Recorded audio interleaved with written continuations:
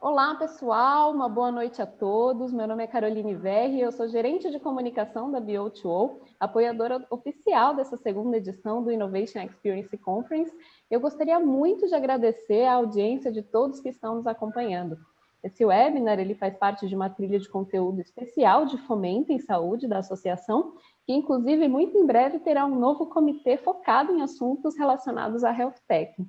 Eu aproveito também para agradecer a presença de todos os nossos palestrantes, inclusive do nosso mediador, que é professor e pesquisador da MedPUC, Rio de Janeiro, e diretor médico da K-Health, o Dr. Bruno Scarpellini, a quem eu passo a palavra agora.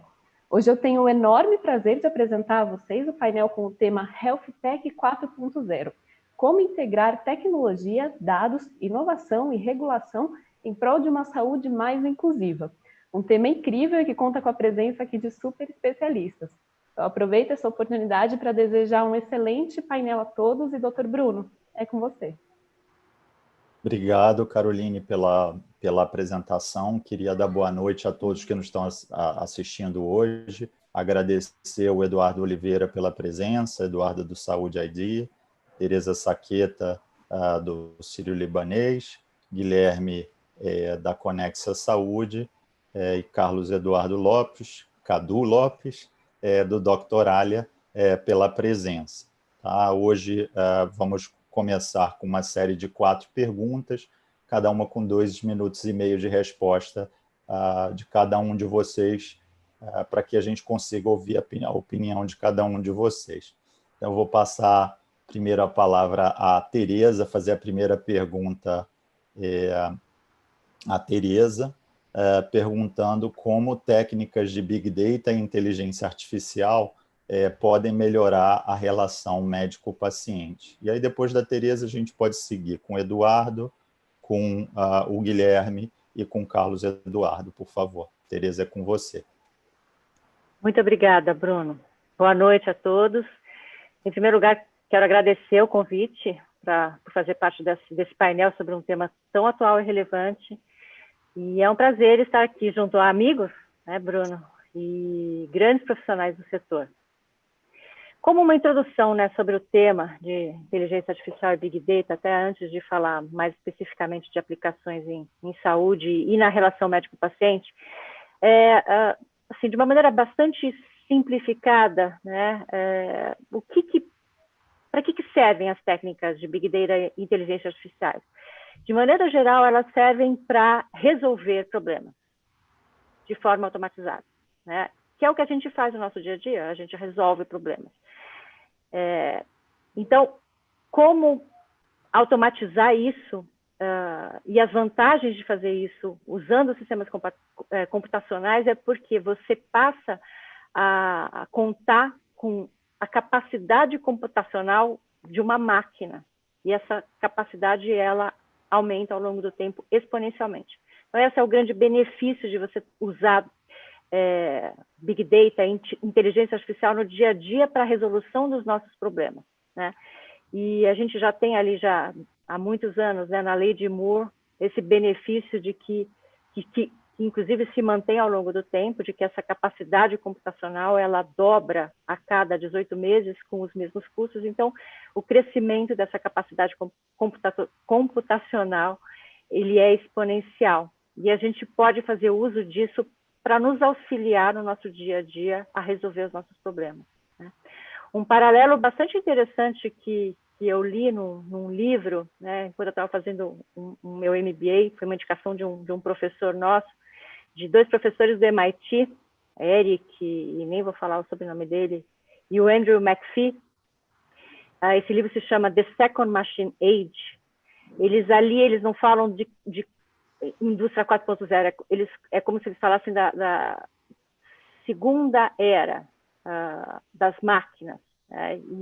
E o que eles falam é que a máquina a vapor, em 1975, ela fez pelos nossos músculos o que a tecnologia hoje está fazendo para os nossos cérebros, né? Então, eu acho que esse é o grande conceito, né? A primeira máquina, né, a primeira era da máquina, ela superou a limitação dos nossos músculos. Ela fez com que a gente conseguisse carregar cargas muito maiores, percorrer distâncias muito mais longas, de uma forma mais rápida e mais fácil, sem usar os nossos músculos. E é exatamente esse o paralelo de hoje da inteligência artificial ou da computação, de uma maneira mais genérica, consegue fazer pelas nossas mentes, pelo nosso cérebro. Então, eu gosto muito de pensar dessa forma. E que em nenhum momento a máquina a vapor substituiu as pessoas, ao contrário. Ela só facilitou a vida das pessoas. Ela ampliou, superou as limitações das pessoas, né? Então, quando a gente fala de saúde, a gente fala de uma área em que a gente consegue fazer um uso muito grande de inteligência artificial Big Data, porque a base da saúde é dados. A gente gera dados em saúde o tempo inteiro, inconstantemente e cada vez mais. Não é inconstantemente, crescentemente, incessantemente, né? E essas informações a gente gera de diferentes formas, né? Seja as informações que a gente gera aí, que são registradas nos consultórios médicos, nos hospitais,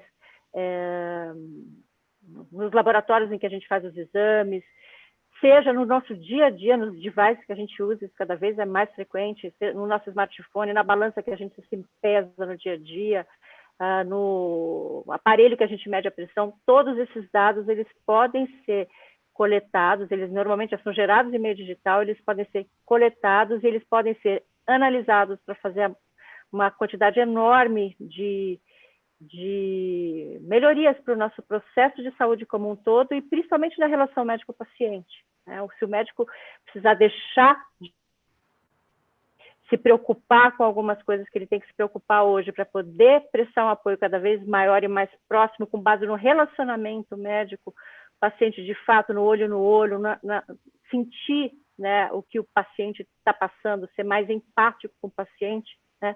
E a gente consegue fazer isso de muitas formas também, trabalhando com predição de riscos, com sistemas de apoio à decisão, com prevenção, detecção de erros, ou seja, as possibilidades são imensas.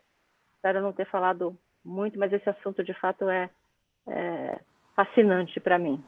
Deixar os outros também falarem. Vamos lá, Edu. Agora é com você. Só boa noite, prazer estar com vocês aqui. Obrigado aí, Bruno. Cumprimentar aí Tereza, Cadu, Guilherme, né? Acho que o painel tá super rico aí, né? Nessa divisão aí na verdade, nesse objetivo da gente conseguir criar um conceito aí e trazer para vocês as nossas visões e experiências. Pegando essa pergunta, né, acho que o que a Tereza traz é uma visão realmente estrutural de tudo isso, né, e evolução de como isso tem influenciado na vida de médicos e pacientes. O meu ponto é acrescentar, na verdade, voltar um pouco o foco, como hoje o Big Data e a inteligência artificial, ela permite que a gente alavanque a questão do atendimento, né, ou seja, da escalabilidade, né, das pessoas, o quanto isso auxilia médicos, principalmente na precisão hoje diagnóstica, né? Nós temos uma base de dados que permite cada vez mais assertividade e inclusive com a inteligência artificial em diagnósticos precoces, a gente tem isso muito voltado hoje aos exames de imagem, né? Que a varredura, que a inteligência artificial, ela permite já identificar alterações e informar rapidamente ao médico para abordagem daquele paciente. Quando você traz isso para atendimento, você avaliar, inclusive, comportamentos, né? Voltando à questão da predição, o que a inteligência artificial auxilia nessa estruturação em relação a essas pessoas, aquele comportamento que ele tem, né? E como é que você pode observar, através dessa mudança comportamental, de maneira inicial, e atuar para auxiliar as pessoas a adotarem novos hábitos, hábitos esses que evoluam, inclusive em benefício da própria saúde, né, minimizando o risco. Então, eu acho que o desafio hoje que nós temos é cada vez consolidar essas informações num único banco de dados, né? Transpor aí o obstáculo maior que a gente tinha até então de tecnologia, de diferentes players, setores e informações advindas de N parceiros, né? N players do mercado, stakeholders, né? Da saúde, trazer isso para uma única base de dados e retornar isso para pacientes e médicos, auxiliando, novamente, na questão de conduta, na prevenção, no diagnóstico, para que, como a Teresa falou, o médico se preocupe cada vez mais em cuidar, de fato, da saúde do paciente, né? Então, de maneira muito rápida e objetiva, até para não tomar muito tempo, essa é a minha visão. Obrigado, Eduardo. Guilherme, comentários, por favor. Beleza, Bruno. Então, primeiro agradecer estar aqui falando nesse fórum rico aqui, com o Cadu, Eduardo, Teresa e Bruno. Assim, para falar de relação médico-paciente, eu sempre entendo que é diretamente proporcional ao cuidado com o paciente. Quanto maior cuidado, atenção você der para ele, melhor a relação médico-paciente. Então, a gente normalmente aqui divide esse framework, né, de cuidado em captura de informação, né, que quando o médico ele vai fazer um bom cuidado, ele precisa capturar o dado, a informação, ele precisa, de uma certa forma, com essas informações, dar uma devolutiva, que é a tomada de decisão, seja indicar um tratamento, seja indicar uma conduta, e não só isso, ele precisa engajar o paciente com essa conduta. Então, ele é um ciclo, né? Então, ele funciona muito bem dessa forma. E aí é onde que eu acredito muito que entra a inteligência artificial, o Big Data, em todos esses pilares, né? O pilar de captura de informação, escalabilidade na captura de informação, escalabilidade, de fato, na tomada de decisão, dado que tem aquelas informações, qual que é o guia de manejo daquele paciente, e aí, obviamente, isso vai para o médico tomar a decisão final sempre, principalmente que a gente está falando aqui de saúde, que tem que ser super cauteloso. E, por último, também eu acredito que ele ajuda a engajar o paciente. Você consegue, sim, utilizar informações para engajamento daquele paciente. Se aquele paciente, por exemplo, você capturou a informação e aquele paciente está com uma dificuldade de engajar naquele tratamento, você pode dar uma devolutiva, que pode ser uma ligação, que pode ser um WhatsApp, que pode ser um push notification no app, pode ser um conteúdo numa mídia social que você vai liberar para impactá-lo. Então, aqui eu entendo que o grande papel, na verdade, é escalar o que bom médico, que boa equipe de saúde já faz hoje, né? Então, e aí a gente consegue acessar muito mais gente do que a gente consegue com uma pessoa, né? Então, uma pessoa hoje ela tem um limite de hora-homem para fazer isso, e a gente entende que a inteligência artificial poupa bastante, e o médico cada vez mais vai ter um papel humano nisso, né? Que dificilmente a inteligência artificial, dificilmente qualquer tecnologia vai conseguir conduzir, que é isso que a gente está fazendo aqui, é o contato visual, é a empatia, que são coisas importantíssimas para o profissional que está se formando hoje médico. Obrigado, Guilherme. Eu acho que foi uma excelente introdução para o Carlos Eduardo, para o Cadu, né, pela plataforma que ele tem. E aí, Cadu, vou te deixar à vontade tanto para você trazer a visão, né, desse engajamento do médico e do paciente. Tá? Obrigado mais uma vez aí pela tua presença. Eu que agradeço. Boa noite a todos. É um prazer, uma honra estar aqui dividindo esse momento com pessoas tão importantes nessa transformação. Bruno, obrigado pelo convite. Obrigado, Eduardo, Guilherme, Teresa, por esse momento. Bem, que eu posso contribuir nessa visão é que nós enxergamos uma transformação não apenas na parte tecnológica, mas principalmente na parte humana, na parte comportamental. Tudo o que está acontecendo com as grandes empresas do mundo. Elas estão se concentrando na jornada do paciente, na experiência. E existem várias tecnologias que não deram certo. Pega o Google Glass, por exemplo, né? Vai ser relançado agora, enfim, mas é que não deu certo, porque é uma alta tecnologia e a usabilidade, a prática, o paciente não está, o usuário não estava no centro disso. Então, eu acredito que posicionar o usuário, o paciente, de fato, no centro de toda essa transformação é o que vai fazer a diferença. Essas tecnologias todas, elas vão ser acopladas, elas vão ser como instrumentos para potencializar o que tem de melhor. Reduzir custo, melhorar o diagnóstico. Nós temos o momento atual da pandemia. Veja o quão difícil é juntar informações de casos de Covid pelo mundo, né? E essa tecnologia ela vai poder trazer essa melhoria toda. E, afinal, o que esse paciente quer? Esse usuário quer? Ele quer ter a vida na área de saúde resolvida da mesma forma que ele tem no setor bancário, no setor de compras via e-commerce, na maneira que ele pede comida, enfim. Ele já se transformou em vários setores da economia e ele deseja isso também na área de saúde. Ele quer que não haja demora na fila de espera do atendimento dele, ele quer ter um ambiente seguro para poder se comunicar com esse profissional de saúde, ele quer ter o atendimento certo, a orientação certa no momento certo, né? Então, essa tecnologia aplicada com um olhar específico ao paciente, eu acho que é a grande transformação no setor de saúde. A tecnologia por si só é uma coisa, mas ela é muito mais poderosa quando aliada com essa visão do paciente no centro de tudo, certamente. Muito bacana, muito bacana. Eu acho que vocês, enfim, até sem querer introduziram uma série de temas que estão muito relacionados com a segunda pergunta, né?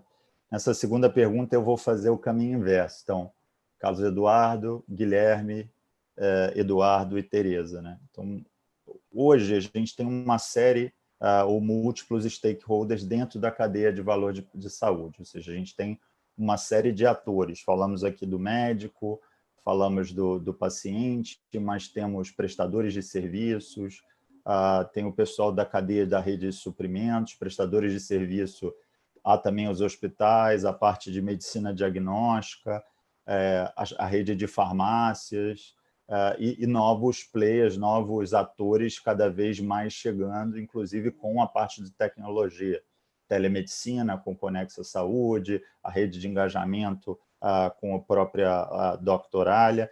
Então, considerando esses múltiplos stakeholders, né, como que isso e essas novas tecnologias podem melhorar a vida de cada um desses atores, né, incluindo o próprio paciente, acho que o paciente está no centro, e facilitar a vida do médico, do paciente ou dos outros atores. Carlos Eduardo, começa com você, por favor. Tá bom, obrigado. Novamente, eu me apoio no eixo central, né, que é a experiência do paciente. A partir deste ponto, você, com boa vontade e desejo legítimo de todos esses stakeholders de atender a esse paciente, que é o eixo, o centro de tudo, você abre as reservas de mercado, você se conecta com outras plataformas, você acompanha a jornada dele em todas as etapas, seja na busca por um profissional, seja no atendimento propriamente dito da telemedicina, seja numa prescrição eletrônica de medicamentos, seja num acompanhamento, monitoramento desse paciente depois desses estágios, seja na avaliação, e solicitação de exame, laudo dos exames, enfim, toda essa jornada passo a passo. E esse movimento eu percebo que ele já está acontecendo e foi, falo pessoalmente a partir da Doctoralia, que ele foi potencializado, inclusive, por esse momento da pandemia. Então, muitas conexões, muitas integrações entre plataformas passaram a acontecer com mais velocidade, em maior quantidade, e isso é fundamental, porque sem isso não é possível avançar sem a interoperabilidade. Não é possível avançar e transformar a área de saúde se não tiver, de fato, essas integrações e essa boa vontade de todos os setores, que passa por regulação, passa por integração, passa por uma série de outras áreas, né? A gente estava brincando um pouco mais cedo com o Eduardo, né, conversando, em poucas frases a gente já se programou de fazer uma reunião, de avançar numa possível integração, porque isso é extremamente relevante. Ninguém vai ganhar esse jogo sozinho. Isso é fato. E principalmente a iniciativa privada, ela precisa se unir para poder fazer essa jornada do paciente ser mais eficiente, sem dúvida. Muito bacana. E aí é bom também que você mencionou algumas coisas que eu acho que deixa o Guilherme mais confortável, né? Falando um pouco de telemedicina, desse engajamento. Acho que isso ficou muito evidente agora, durante a pandemia, né? Então, Guilherme, se você quiser comentar, fica à vontade, por favor. Sem dúvida.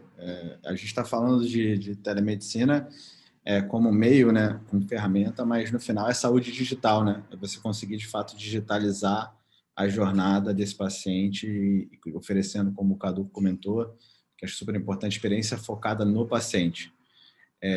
E aí, se a gente focar no paciente, o cuidado nele, fica fácil tomar a decisão de integrar as plataformas, fica fácil a gente fazer decisões que eventualmente são contidas por conta de concorrência, potencial conflito de interesse, mas no final do dia, se a gente estiver trazendo uma boa experiência para o paciente, centrada, um bom cuidado para ele, no final todo mundo vai ganhar. Então, acho que o alinhamento, né, dos stakeholders que a gente tem com cada player que hoje já joga esse ecossistema de saúde é importantíssimo. Então, corroboro aí a visão do Cadu, concordo plenamente que a gente deveria cada vez mais pensar e estar integrado, estar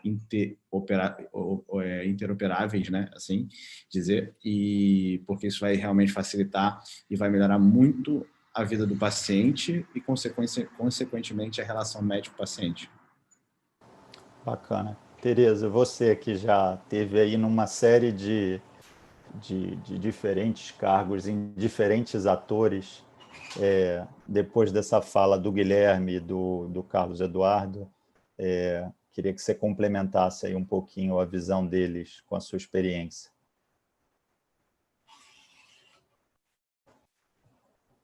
Me desculpa, esqueci do mudo. Legal.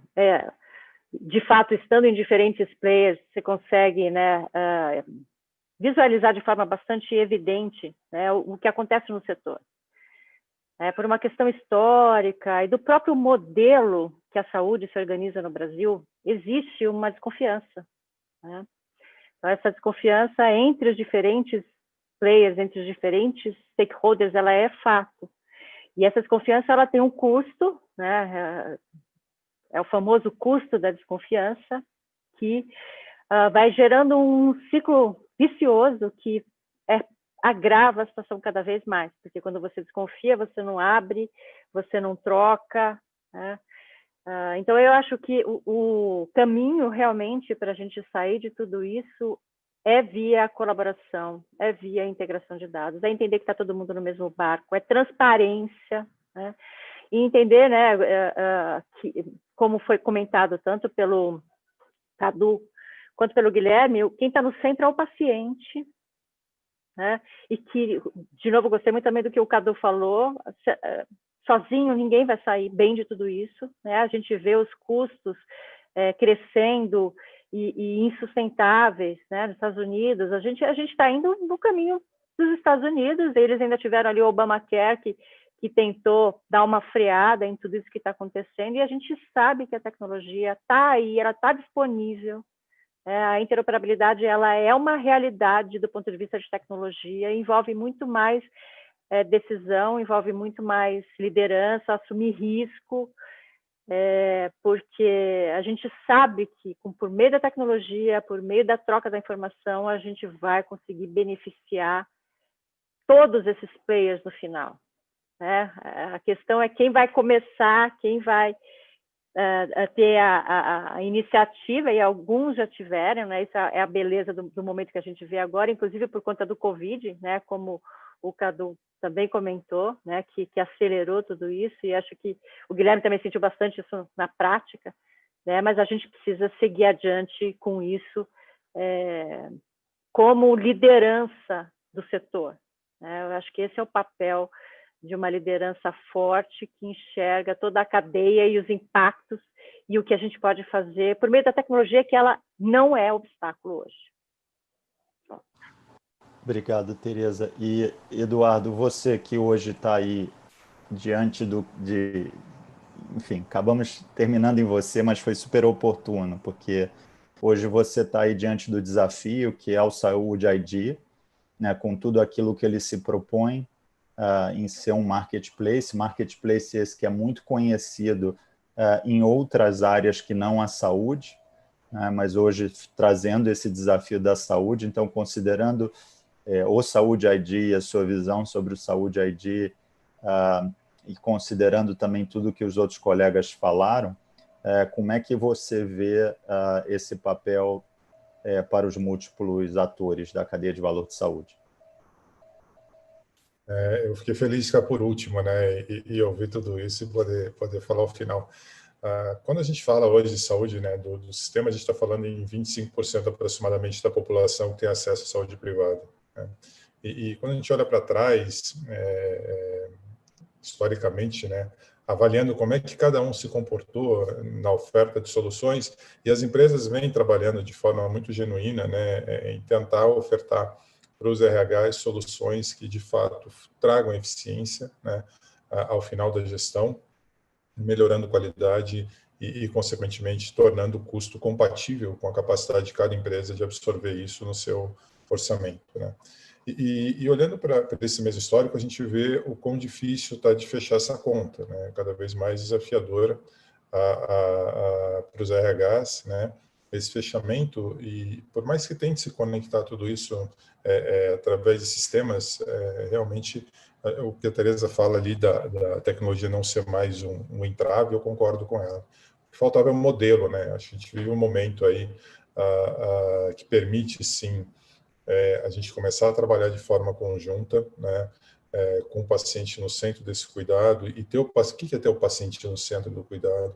É a gente, de fato, conseguir, no mesmo ambiente, conectar todas as informações de saúde dele e colocar isso na mão dele, né, para ele poder mostrar isso a quem ele achar que deve, obviamente respeitando toda a parte de LGPD, mas dar ao paciente condições de assumir a responsabilidade sobre a própria saúde, né, e dividir isso com médicos, com programas efetivos de saúde. Então, hoje o modelo ele vem de encontro, nós lançamos há pouco tempo exatamente esse modelo, né, como você falou, de um marketplace da saúde, uma empresa de tecnologia com oferta de serviço médico, capacidade de integrar tudo isso na mesma base. O que a gente quer, até a fala do Cadu, né, é que, de fato, as empresas se conectem, né, nessa oferta e na busca, porque, ao final, o que a gente quer é promover a melhor experiência possível, gerar valor para esses indivíduos, gerar valor para todos que participam dessa cadeia e, assim, de forma genuína, levarmos o sistema a ofertar uma solução que até então não conseguimos e que acredito que a gente tenha dado o primeiro passo para trazer essa solução para o mercado no futuro. Obrigado, Eduardo. E agora eu vou passar para a terceira pergunta. Vou começar com o Guilherme, depois com o Carlos Eduardo, e vou deixar a Teresa por último.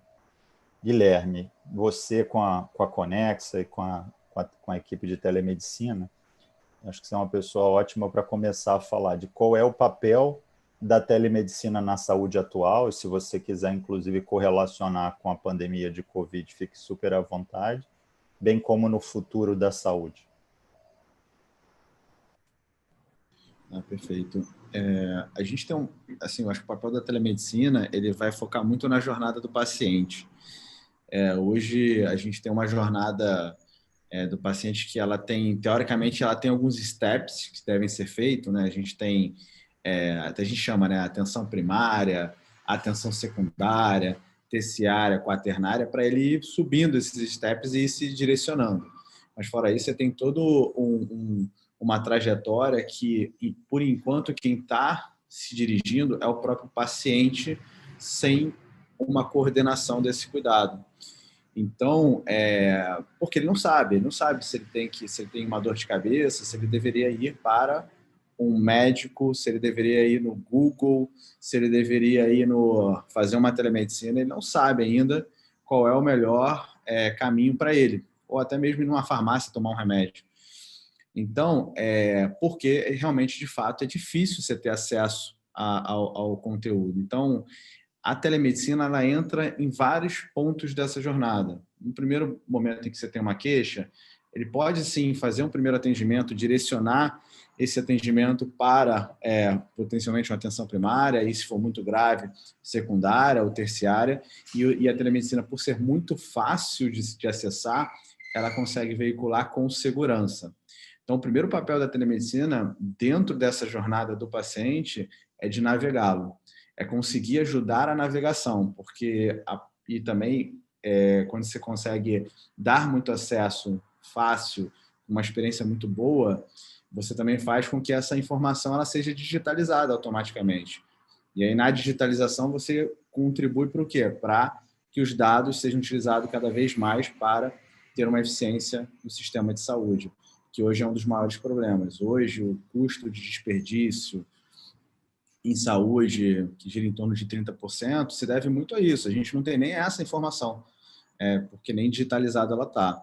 Então, eu vejo o papel muito da telemedicina, e na pandemia isso foi muito claro, quando a gente, de uma hora para outra, parou de ter serviços de consultas presenciais, os médicos ficaram em casa, os hospitais ficaram focados no Covid, pararam de ter internação no hospital, pararam as cirurgias eletivas.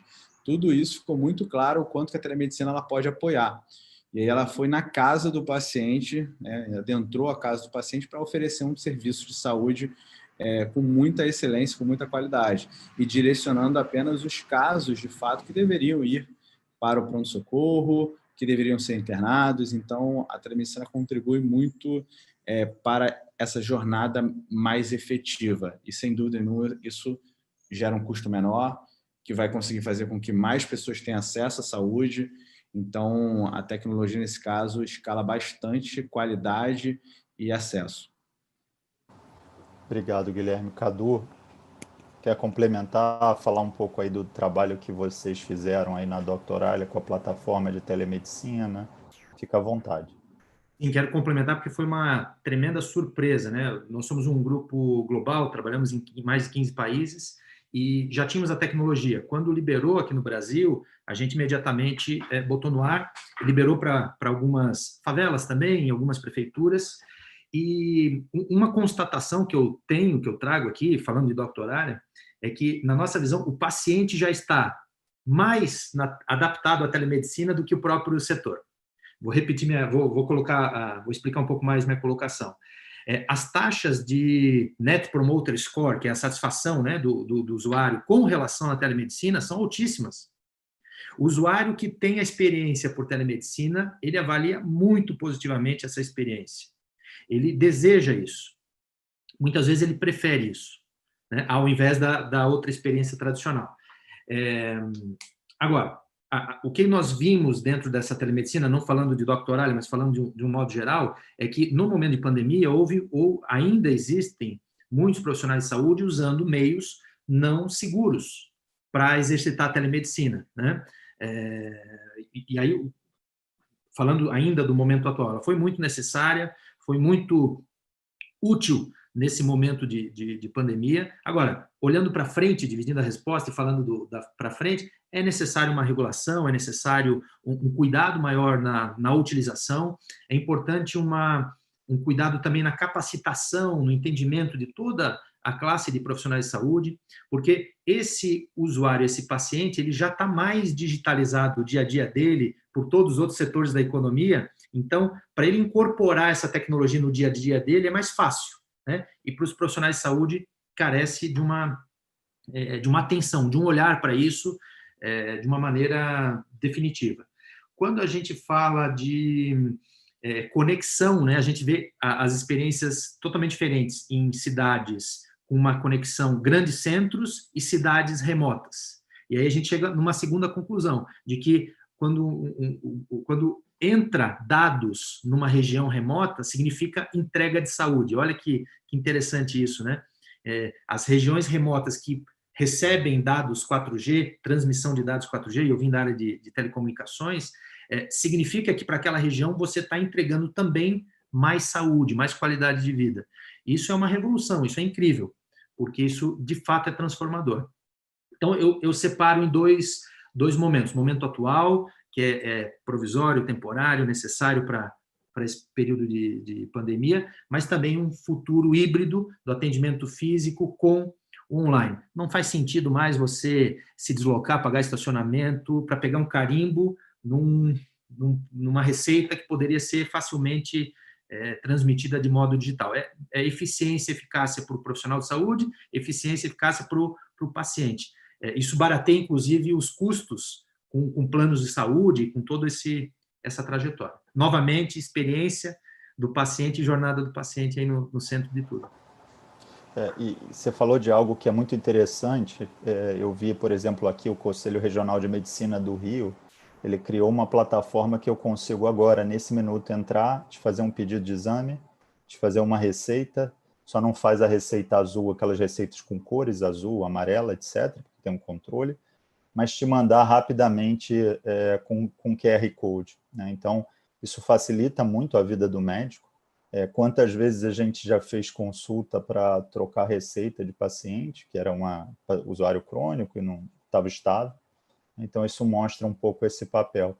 E aí, queria perguntar para o Eduardo, que está envolvido lá com a plataforma do Cuidar Digital, do Grupo Fleury, uma plataforma de telemedicina, como é que foi botar essa plataforma no ar no meio da pandemia e quais foram os aprendizados, né? Ou seja, não só perguntar de qual foi o papel da telemedicina, mas também, se você quiser comentar um pouco os aprendizados que vocês tiveram, fica à vontade. Guilherme, depois no final, depois da Tereza, se você também quiser falar um pouco do aprendizado que vocês tiveram na Conexa, fica à vontade, tá?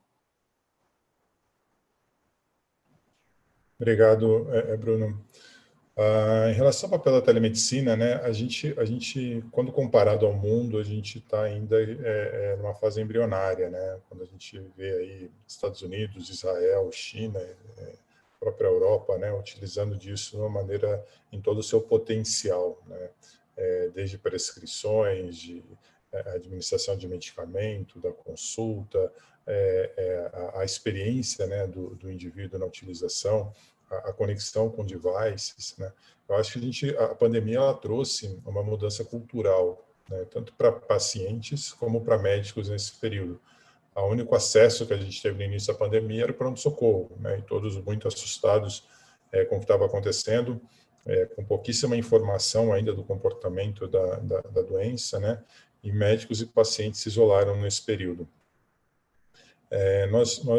A nossa telemedicina foi lançada bem no início do ano, né? A gente construiu durante todo o ano de 2019, e quando veio a pandemia, foi interessante, a gente usou uma tecnologia componentizada que nós conseguimos virar rapidamente no início da pandemia e ofertar isso para os médicos do país todo de forma gratuita, que foi o Cuidar Digital, né?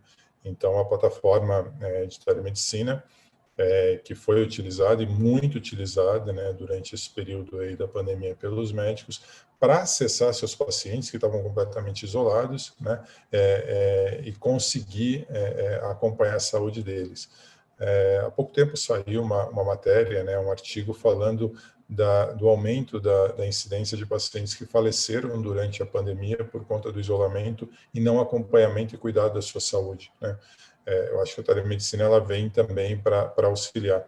E para concluir minha fala, acho que o importante é a gente deixar claro que a telemedicina não vem para substituir absolutamente nada, né? Eu acho que ela vem para agregar, ela vem para auxiliar o médico, para ampliar a atuação do médico junto aos seus pacientes, trazer uma experiência muito mais segura, né, em alguns casos. O exemplo do Cadu, em relação à prescrição, hoje você tem que voltar no médico com retorno de exames, né? Isso pode ser feito hoje via telemedicina, ter isso no mesmo ambiente. Ela deve ser usada como meio, não como fim, né? Para essa experiência. E em termos de futuro, eu acho que a gente vai evoluir aí para conectar devices a essa telemedicina, estender a atuação dos médicos, né? Tornar mais seguro ainda e eficiente esse diagnóstico com a utilização desses devices, beneficiando médicos e pacientes e, obviamente, conectando tudo isso numa única base. Então, essa foi a nossa experiência e a minha visão em termos de passado e futuro. E, de fato, a gente sai dessa pandemia, né, evoluiremos para o fim da pandemia com uma visão de telemedicina cultural muito diferente da que nós entramos.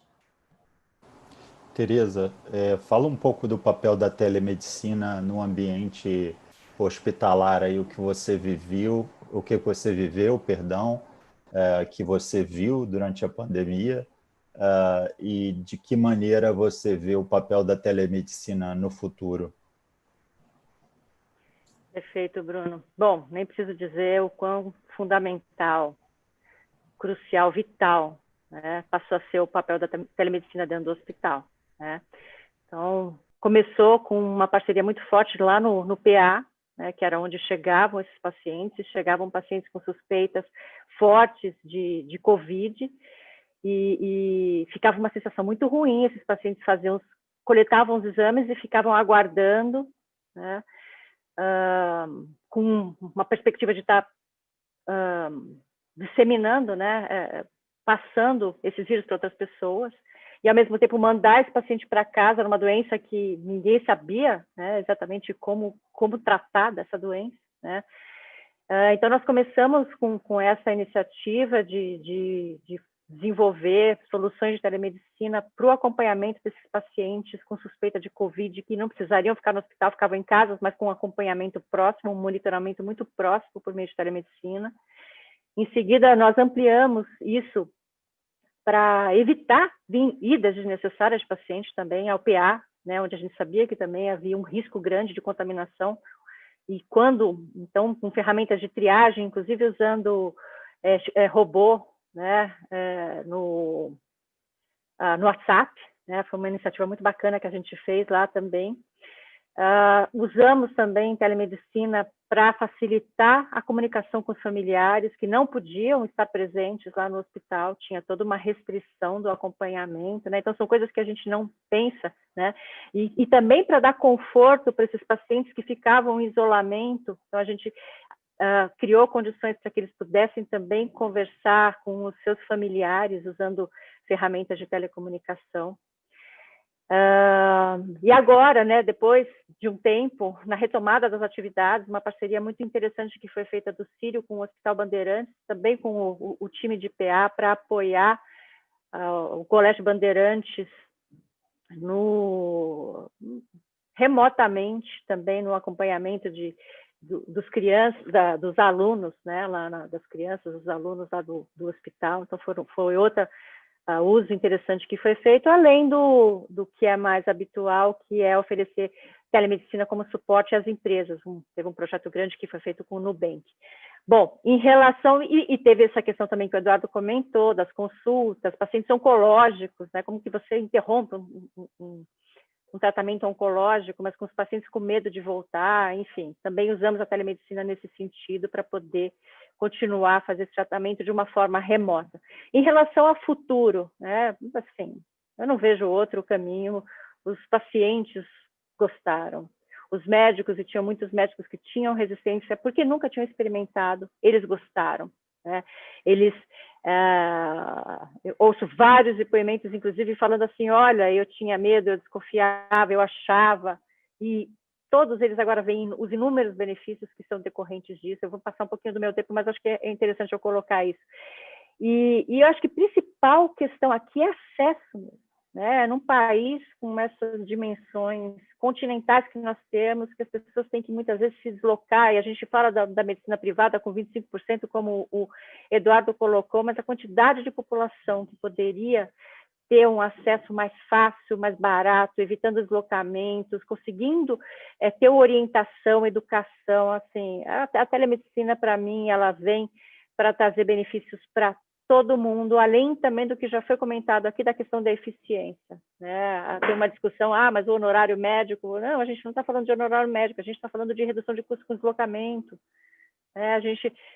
Pacientes que têm que ir ao médico apenas para pegar uma consulta, né? Uma receita, né? Enfim, então acho que aqui não tem muito o que dizer, a gente só tem os desafios, obviamente, de educação, e o principal deles, que é da regulamentação. Telemedicina serve para tudo? Obviamente não. Então, a gente vai precisar regulamentar isso da melhor forma possível para todo mundo. Tem especialidades que são muito dependentes do exame físico, né? Ortopedia, própria ginecologia, né? Lógico, tem situações que você consegue resolver, tem situações que você não consegue resolver. Acho que todos que somos médicos aqui ainda fomos treinados examinando o paciente, né? Então tem esse desafio da curva de aprendizado individual, né? E eu acho que também se formalizou algo que era informal, né? Se formalizou algo que era uma ligação, era uma mensagem por WhatsApp. Hoje, prontamente, você consegue dizer, olha, vamos nos falar daqui a 15 minutinhos e vamos fazer uma consulta, como falou o Eduardo, seguindo as regulamentações da LGPD, que você também mencionou, né? Ou seja, sai de um ambiente pouco seguro para um ambiente seguro. Queria só dar a chance do Guilherme falar de novo, que eu emendei a pergunta para o Eduardo e esqueci de perguntar para o Guilherme a mesma coisa. Então, queria que o Guilherme falasse um pouco do aprendizado aí para poder ser justo com todo mundo, falar um pouco do aprendizado que a empresa teve durante a pandemia com a telemedicina. Perfeito, Bruno, obrigado. A gente fazia por volta de 50 atendimentos por dia por telemedicina antes da pandemia. Até então, a gente vivia muito uma questão cultural, o paciente não sabia o que era telemedicina, nem sabia como chegar, então foi difícil. Até a gente está há mais de 3 anos nesse mercado de telemedicina focado nisso, né? Então, fazendo telemedicina dentro dos hospitais, fazendo telemedicina dentro das operadoras de saúde, dentro das empresas, mas a gente sempre teve muita dificuldade de comunicação para aculturar o paciente com esse conceito novo. Embora quando eles faziam era excepcional, o NPS altíssimo, 100, sempre foi muito, muito bom o resultado da telemedicina. E aí, quando chegou a pandemia, acho que teve esse movimento muito grande de forçar a utilização de algo que era muito importante, que era a saúde, através da telemedicina. Então, a gente passou... foi bastante difícil, desafiador, na verdade. A gente passou de 50 atendimentos, a gente chegou a fazer 15 mil atendimentos por dia, né, por telemedicina. Então, foi um aprendizado enorme, por volta de 40% dos atendimentos eram de Covid, mas a gente viu que a gente acessou diversas outras queixas. Então, muitas queixas dermatológicas, queixas até ginecológicas, que foi bastante surpresa para a gente. Então, esse movimento foi um movimento muito interessante, muito ainda no contexto agudo, né? O que a gente percebeu quando a pandemia deu uma estabilizada é que foi trocando um pouco o motivo da solicitação, a recorrência aumentou, porque as pessoas que tinham utilizado o serviço para a Covid, por exemplo, começaram a utilizar para dermatologia, para algumas doenças até mais crônicas até. E a gente começou a olhar também esse segmento novo, que, na minha opinião, é um segmento que deve ter muita atenção com telemedicina, que é os pacientes crônicos, que é aquela lei de Pareto, aqueles pacientes que mais precisam, né, de contatos recorrentes. E a gente está observando bastante esse movimento agora de um foco de atendimento continuado por telemedicina. E aí engajando esse paciente numa jornada com desfechos, né, que a gente procura, né, seja no paciente diabético que tem que controlar a glicemia, o paciente com insuficiência cardíaca que precisa controlar o peso para não descompensar e internar no hospital. Então, está sendo um momento muito interessante que a gente está olhando várias utilizações diferentes num período tão curto. Então, a gente bateu mais de 1,5 milhão de teleconsultas já em 2020. Então, com um aprendizado muito rico aqui para o time e, obviamente, desafiador também, porque a gente passou de 30 e poucas pessoas, funcionários, para 280 em muito pouco tempo, para aguentar o volume de coisas que a gente tinha que fazer aqui e, obviamente, também abrindo novas linhas de negócio aqui dentro da Connex. Obrigado, Guilherme. É muito bacana, né, que a gente consegue transformar uma situação complicada, né, como vocês todos falaram, que era a pandemia, em algo, né, que o paciente está no centro do cuidado, né? A gente consegue atingir bem ou mal o triple M, o quadruple M, né, tão falado no meio médico, né? onde você cria uma qualidade de vida para o médico, reduz custo para o paciente. Acho que a Tereza falou um pouco de custo.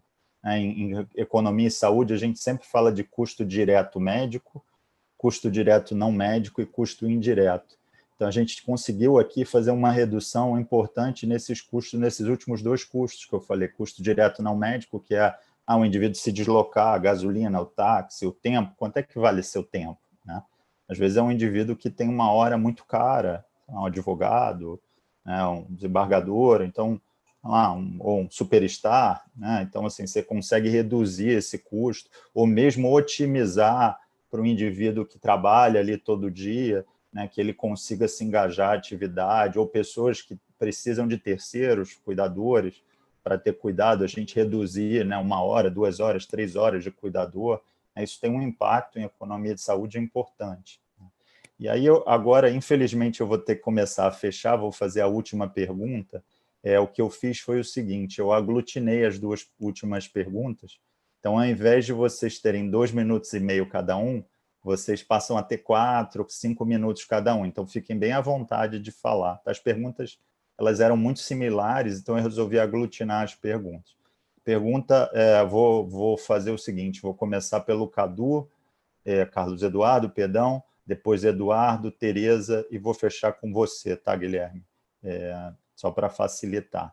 Então, a pergunta é, qual o papel dessas diferentes ou de todas as camadas, marketplace, big data, inteligência artificial, telemedicina ou qualquer outra camada que eu não tenha citado aqui, na medicina 4.0, e o que a gente precisa fazer para atingir essa medicina 4.0. Falamos um pouco ao longo aqui da conversa sobre o presente, principalmente no contexto da pandemia, um pouco sobre o futuro, mas assim, o que está faltando para a gente atingir isso, tanto do ponto de vista do paciente, quanto dos profissionais de saúde ou dos outros players? Cadu, vou deixar agora com você. Ótimo, excelente pergunta. Na minha visão, faltam 2 coisas. A primeira é ter, de fato, o paciente no centro, eu volto a esse ponto, e isso significa repensar todos os modelos de negócios atuais das empresas que se relacionam com esse paciente, planos de saúde, hospitais, clínicas profissionais, academia, universidades, enfim, toda essa cadeia. E o segundo ingrediente, o segundo elemento é boa vontade. Boa vontade para que os players, né, os atores dessa transformação consigam fazer as suas integrações, para que o público e o privado trabalhem mais em sintonia, para que haja uma regulação que permita um avanço com qualidade, para que haja o cuidado com a segurança de dados, né? A gente deu um passo importante recentemente aqui com a LGPD, mas obviamente tem avanços aí, uma evolução a ser percorrida. Então, assim, esses 2 ingredientes, de fato, o paciente no centro de tudo e os negócios sendo remodelados a partir disso, e a boa vontade de todos que participam desse elemento. Porque a parte de tecnologia, bem como foi muito bem colocado pela doutora Tereza, a parte do crescimento exponencial da capacidade de processamento de dados, que a cada 18 meses ele dobra e tudo mais. Bom, essa parte está definida, é um caminho já, digamos, mais pronto. O principal eixo, eu acredito que seja a introdução disso no dia a dia. É observar o comportamento humano e fazer essa tecnologia ser absorvida. Porque a tecnologia e a inovação não é algo ruim, ela é algo que vem para ajudar. Então, essa combinação desses 2 elementos, né, boa vontade e o paciente no centro, eu acredito que são fundamentais. Eduardo?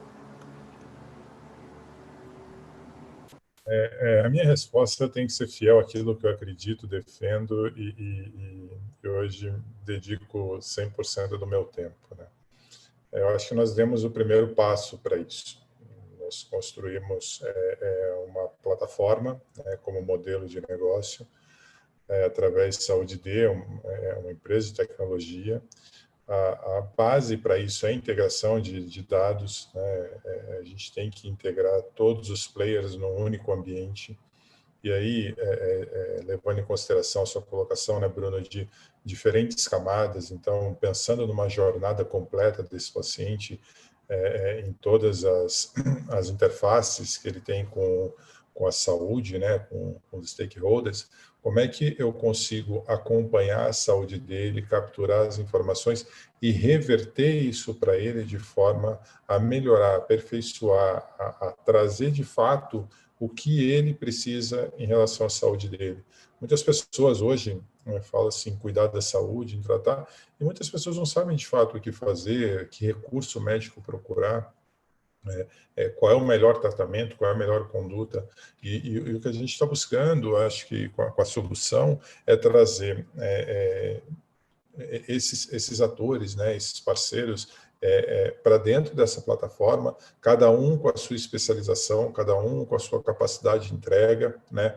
É muita pretensão achar que uma empresa consegue ofertar uma solução única em saúde para um mercado tão heterogêneo como o que a gente tem. Não é possível, mas nós teremos um player diferenciado em cada uma dessas jornadas, seja na atenção primária, seja na telemedicina, seja na secundária, seja na terciária, né, na quaternária. Nós temos gente muito boa para fazer isso. Por que não fazê-los todos no mesmo ambiente? E hoje o modelo que a gente está trazendo de plataforma, ele permite isso, ele permite que esses players se conectem, que eles tragam as suas ofertas, que aquelas pessoas que estejam ali enxerguem isso. E o que a gente quer? A gente quer proporcionar a melhor experiência possível. É o usuário que vai, ele é o melhor termômetro para isso, né? O cliente, aquele que consome, é o que de fato vai enxergar valor e vai falar, não, eu enxergo valor em determinado parceiro e é ele que vai consumir aquilo. Não sou eu que tenho que dizer para ele se é o A ou o B, é ele que vai escolher de fato aquilo que ele enxerga mais valor, né? E nessa geração de valor é o que a gente vai trazer mais pessoas para dentro disso, nós vamos conectar mais empresas nessa oferta e esse dado, mais uma vez, é importante, está muito claro isso. Tudo isso permeado pelo LGPD, né? Com todo o cuidado na preservação dessa informação, para que o paciente sinta seguro ali e ele tenha na palma da mão dele todas as informações. E as ofertas que chegam para ele chegam de forma inteligente, personalizada, que façam sentido, né? E não simplesmente está sendo mais um ofensor em todo esse sistema. Então, nós queremos, sim, otimizar a utilização dos recursos médicos, melhorar a oferta de qualidade e, no final, trazer a sustentabilidade para o sistema de saúde. É isso que a gente acredita como futuro, né? Como uma saúde 4.0, como vocês trouxeram, e estamos abertos aí a conectar todos aqueles que se interessarem em fazer algo diferente para o futuro da saúde do país. Obrigado aí pela oportunidade, Bruno. Obrigado a você, Edu. No final, eu vou agradecer a cada um de vocês, só para eu não ficar agradecendo aqui, queria passar a palavra à Tereza para ela fazer os comentários dela, por favor. Obrigada, Bruno. Bom, como eu vejo a medicina 4.0, né, eu vou reforçar o que o Eduardo falou. Né? Eu vejo medicina, para mim, medicina 4.0 igual plataforma. Né? E o que a gente quer dizer com plataforma? Quer dizer um local, né, uma estrutura digital, uma plataforma digital, né, em que você, conhecendo muito bem os seus clientes, os seus pacientes, você passa, né, a oferecer para ele serviços, produtos digitais, né, voltados para o que ele precisa, mas eu acho que o pulo do gato aqui é você trazer outros players, né, muitas vezes pessoas que são seus competidores até, para reforçarem. E, na verdade, dentro do conceito do que é complementar, né, você agregar a sua plataforma, que é exatamente o que o Saúde D está falando, como o Eduardo acabou de mencionar. Então, eu acredito muito nisso, né? A gente tem diversos exemplos disponíveis no mercado de empresas que a gente vê o quanto elas cresceram, né? Um grande exemplo para mim é a Amazon, mas a própria Apple, né? E tem um fato interessante que recentemente eu aprendi, que o Steve Jobs, né, na época de criar a Apple Store, que na verdade na época não chamava Apple Store, ele só queria colocar aplicativo que tinha sido desenvolvido pela própria Apple, né? iTunes, chamava na história, agora é Apple Store. Algumas pessoas falaram, não, vamos colocar de outros desenvolvedores, e ele foi bastante resistente no primeiro momento, ele achava que corria riscos de alguém colocar um aplicativo ali e as pessoas não conseguirem mais falar no telefone e as pessoas iam achar que o problema era do iPhone, que era o filho dele maravilhoso, né? E que, num determinado momento, conseguiram convencê-lo, tá bom, vamos fazer só um teste. E eles fizeram esse teste.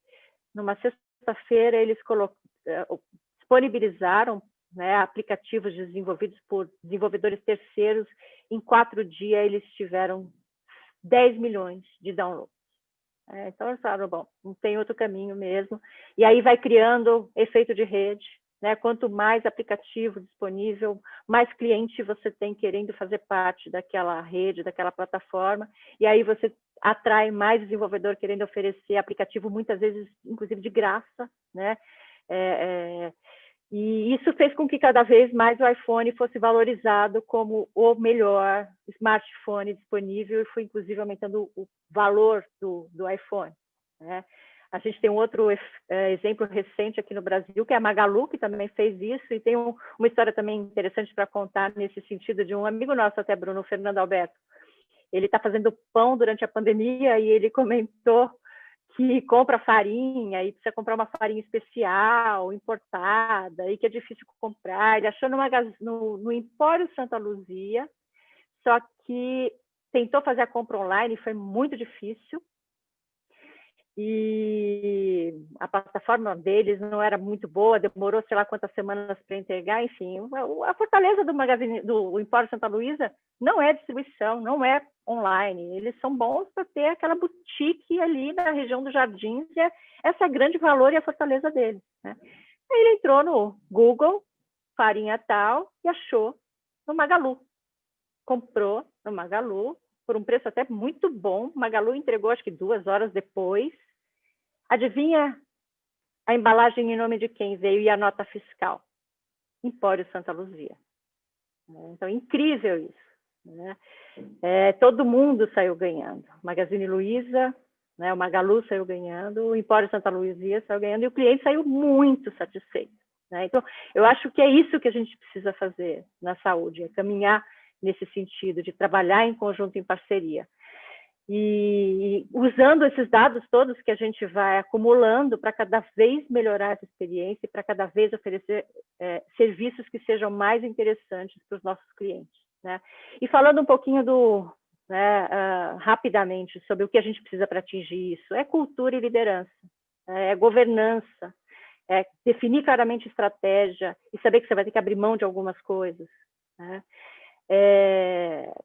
Ter muito claro qual que é o papel dos novos profissionais, a cultura nova da instituição, e tudo isso está relacionado à governança, né?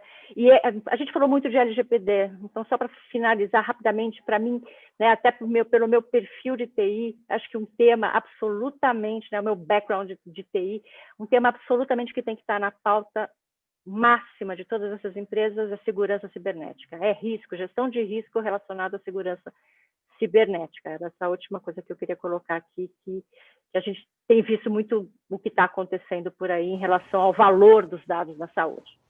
Mas, enfim, obrigada, Bruno.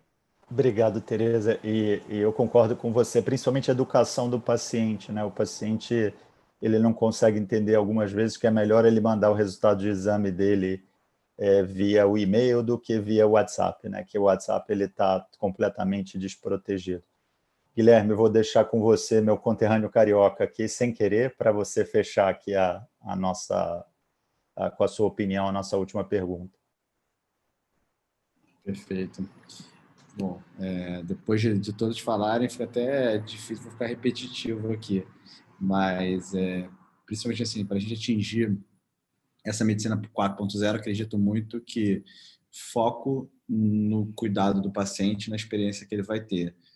E aí, para isso, a gente vai ter que fazer essa jornada dele sendo feita por players de excelência, com foco em cada um que cada um faz, né? Então, o laboratório vai focar no laboratório de forma com excelência. Quem fizer telemedicina tem que focar na telemedicina com excelência. Então, se cada um fizer muito bem o seu papel, e aí, para isso, vai permitir com que isso se integre, né? Porque não adianta cada um ter um pedacinho de uma coisa, no final o paciente é um só, né? Então você tem que oferecer essa jornada totalmente conectada. E aí é aquela grande conversa que a gente tem falado muito, que é a interoperabilidade, a integração, que as informações elas sejam transmitidas com todos os cuidados que a LGPD demanda, que não é trivial, não vai ser fácil, mas se a gente entender que tudo que a gente está fazendo vai ser pelo bem do paciente, a gente vai estar provavelmente muito adequado à LGPD, óbvio, com todos os cuidados e segurança possíveis. E aí, com isso, a gente digitalizando a saúde e fazendo com que, com esse efeito de rede, né, que é sensacional, que é o ter prestadores dentro desse ecossistema e pacientes cada vez mais, um puxando, seja o efeito de rede direto, indireto, você vai fazer com que esse ecossistema, de fato, essa nova medicina 4.0, ela se consolide. E aí, uma coisa que a gente tem que fazer que é trivial, assim, é garantir qualidade, segurança. Porque como a gente está num meio de saúde é muito conservadora, né? Então, a gente não pode errar certas coisas. Então, isso a gente vai ter que olhar com muita credibilidade quem está se envolvendo nisso. Não pode ter espaço para amadorismo, porque a gente está lidando com pacientes. Então, a gente tem que ter um pouco esses princípios éticos envolvidos dentro desse ecossistema de saúde digital que o mundo está montando. Tem diversos desafios, mas sem dúvida nenhuma, como foi no transporte, como foi na hotelaria, isso vai acontecer. Espero que com todo mundo on board e fazendo o máximo possível que para o paciente seja beneficiado com isso. Obrigado, Guilherme. Queria agradecer a todos, Carlos Eduardo, Tereza, Guilherme, pelo tempo de vocês. Eu sei que a agenda de vocês, por diferentes motivos, é super apertada. Queria agradecer a audiência que nos assistiu e queria agradecer a Caroline, jornalista, e a Edi, que nos ajudaram a organizar esse evento, bem como o Grupo IX e a Associação ABO2O, que foram os responsáveis pela organização desse evento. Conto com vocês para próximos eventos e desejo sucesso para todos. Um abraço. Obrigado, gente. Um abraço. Tchau. Obrigado. Até mais.